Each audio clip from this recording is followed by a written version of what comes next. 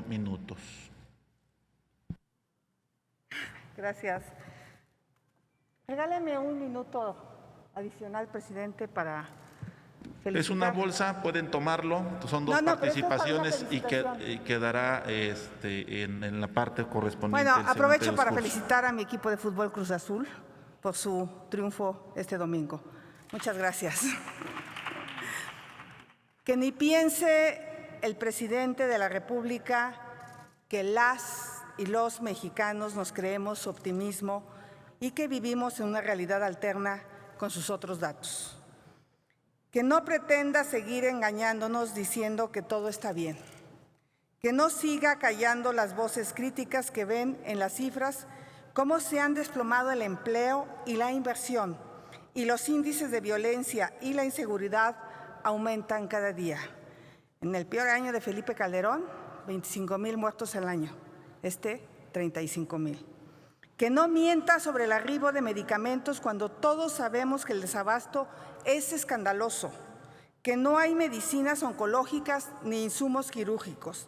Que todo lo malo es culpa de los neoliberales y del pasado, cuando hay servidores públicos que tienen las manos manchadas de sangre y conducen instituciones de manera ineficiente, sin experiencia ni transparencia.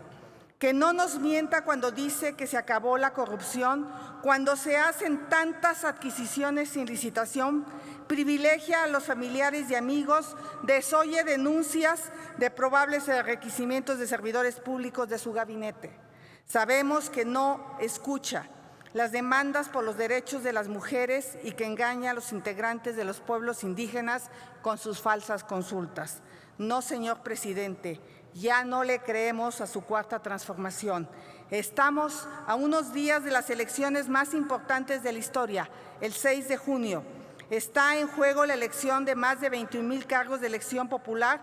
Para ello están convocados los pocos más de 94 millones de mexicanos inscritos en el padrón. Lamentablemente prevalece un ambiente de encono y la polarización no cesa. La campaña del partido en el gobierno está plagada de odio, insultos y prejuicios. Se etiqueta al enemigo, no al adversario. Se pontifica y se descalifica. Desde el gobierno hay hostilidad a todos los que piensen distinto. Se exaltan las diferencias por encima de la unidad. No hay disposición para dialogar con quien tenga ideas diferentes. Se miente a los mexicanos cuando se asegura que en caso de que la oposición obtenga la mayoría en el Congreso, va a eliminar los programas sociales, cuando aquí en este Senado votamos para que fueran establecidos en la Constitución. Sin duda, es una elección compleja y relevante por varias razones. Menciono algunas. 1. Es la primera vez en nuestra historia moderna que las y los mexicanos iremos a las urnas en medio de una pandemia. 2. Es el proceso electoral más violento. Son ya más de 90 políticos asesinados en México, 34 de ellos candidatos a alcaldías y diputaciones, regidurías y sindicaturas. El 89% de ellos eran opositores a los gobiernos municipales que buscaban gobernar. 3. Nunca un presidente de la República había metido tanto las manos tan directamente como el mandatario Andrés Manuel López Obrador. Nunca antes un presidente de la República golpeó tanto al INE y nunca antes había persistido tanto en su empeño por difundir propaganda gubernamental. Desde que arrancó la campaña federal, el presidente ha violado la ley electoral en al menos 29 de 36 conferencias mañaneras, según el INE. ¿Se acuerdan del cállate chachalaca? Esa frase que le lanzó en 2006 al entonces candidato presidencial, Andrés Manuel López Obrador, a Vicente Fox, por imprudencias en su discurso en época electoral. Hoy ya lo olvidaron. Hoy intentan borrarla, pese a la constante intromisión del presidente en las elecciones. 4. Nunca antes la sombra de una próxima reforma electoral amenazó con eliminar al INE.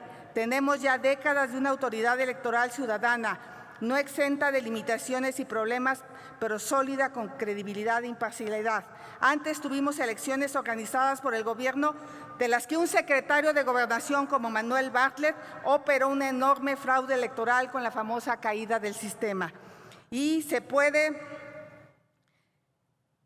Y el INE es un órgano perfectible y se puede y deberíamos discutir cómo profesionalizarlo aún más, cómo fortalecerlo y cómo hacer que garantice cada vez elecciones más limpias y transparentes. El partido en el gobierno no puede hablar de desaparecerlo porque sabe que los resultados de las elecciones no le van a favorecer. Por todas las razones anteriores, las y los mexicanos sabemos que en esta elección nos jugamos mucho, más que ninguna otra. Nos jugamos la democracia y nuestras instituciones y la vigencia de la Constitución y el respeto a la ley. El cambio o continuación de un modelo de gobierno que ha sembrado el odio y la división entre los mexicanos, que ha destruido la economía y el bienestar social y la confianza en el país y los contrapesos.